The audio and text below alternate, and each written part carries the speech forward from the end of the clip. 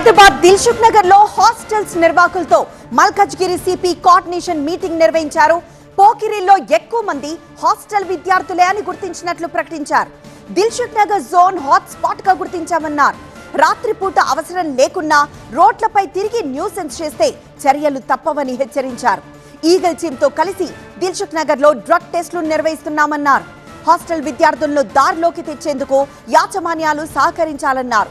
2 రోజుల క్రితం night operation తర్వాత ఈ సమావేశం ఏర్పాటు చేశారు సిపి సుమతి.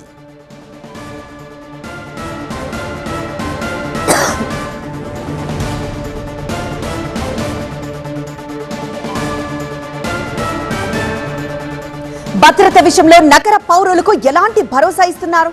నైట్ ఆపరేషన్ తర్వాత ఎలాంటి చర్యలు చేపట్టాలనుకుంటున్నారు? మా ప్రిన్సిపల్ కరెస్పాండెంట్ ప్రణీత మరిన్ని వివరాలు అందిస్తారు. 2 డేస్ క్రితం దేశవ్యాప్తంగా సంచలనంగా మారినటువంటి పేరు Malkajgiri police commissioner IPS Sumathi. So తను చేసినటువంటి అర్ధరాత్రి ఆపరేషన్ తర్వాత ఎట్లాంటి మార్పులు అవసరమని సుమతి భావిస్తున్నారో ఆమె మాటలను తెలుసుకుందాం. హాయ్ మ్యామ్, మీరు చేసినటువంటి సంచలన ఆపరేషన్ గురించి ఇప్పుడు ఎక్కడ చూసినా చర్చ నడుస్తుంది. అటు స్టేట్లోనే కాదు కంట్రీ వైజ్గా కూడా మీరు చేసినటువంటి ఈ ఆపరేషన్ వీడియోస్ పూర్తిగా వైరల్గా మారుతున్నాయి. సో మీరు ఎక్కడికి వెళ్ళినా సరే ఫస్ట్ ఆపరేషన్ ఇదే చేయాలని చెప్పేసి ఎందుకు అనుకుంటున్నారు? ఇదే అంటే అదేదో నాకు తెలియదు. కాకపోతే Malkajgiri commissionerate is one of the very happening commissionerates I should say in greater Hyderabad. And దీంట్లో సేఫ్టీ స్టాండర్డ్స్ పెంచాల్సిన బాధ్యత యాజ్ పోలీస్ కమిషనర్ కొత్తగా వచ్చిన నాకు ఏ ఏరియాస్ మీద ఎక్కువ కాన్సన్ట్రేట్ చేయాలన్న ఒక ఉద్దేశంతో ఈ ఏరియా ఎలా ఉంటుంది ఇఫ్ ఎట్ ఆల్ అంటే సేఫ్టీ పరంగా ఏమి ఇష్యూస్ ఉన్నాయని తెలుసుకోవడానికి మాత్రం చేసిన చిరు ప్రయత్నం. అంటే గతంలో కూడా మీరు ఇట్లాంటి ఆపరేషన్ చేశారు. సో అప్పటికి ఇప్పటికి ఏం మార్పులు కనిపించట్లేదా? అంటే అప్పటికి ఇప్పటికి ఏం చేంజెస్ కనిపించట్లేదా మగవాళ్ళ మైండ్ సెట్లో కానీ? I can't speak on that. కానీ safety is not an issue, life style changes is an issue.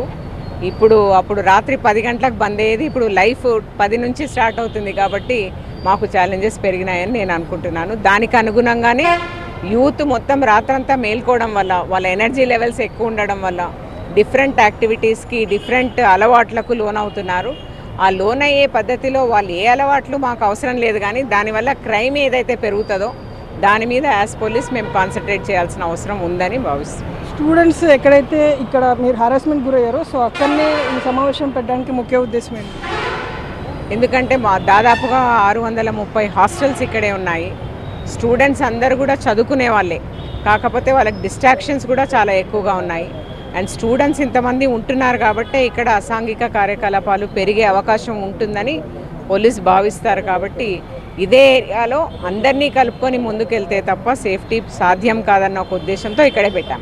Final 1 question ma'am, కొంతమంది రాజకీయ నాయకులు విమర్శలు చేస్తున్నారు కమిషనర్కే భద్రత లేదు, సామాన్య మహిళకి ఎలా ఉంటుందని చెప్పేసి. సో వాళ్ళకి ఏం చెప్తారు మ్యామ్? అసలు అది భద్రతాపరమైన ఇష్యూనే కాదండి. అంటే వెన్ ఐ కేమ్ హియర్ అసలు మేము ఏ రకంగా ఈ ఏరియాలో కార్పెట్ వేలో సెక్యూరిటీ మేము ఒక సిస్టమేటిక్గా ప్రొవైడ్ చేయగలమన్న ఒక ఉద్దేశంతోనే నేను వచ్చాను. కానీ ఇక్కడ భద్రత లేకపోవడం అనేది ఏమీ లేదు. That is not at all an issue.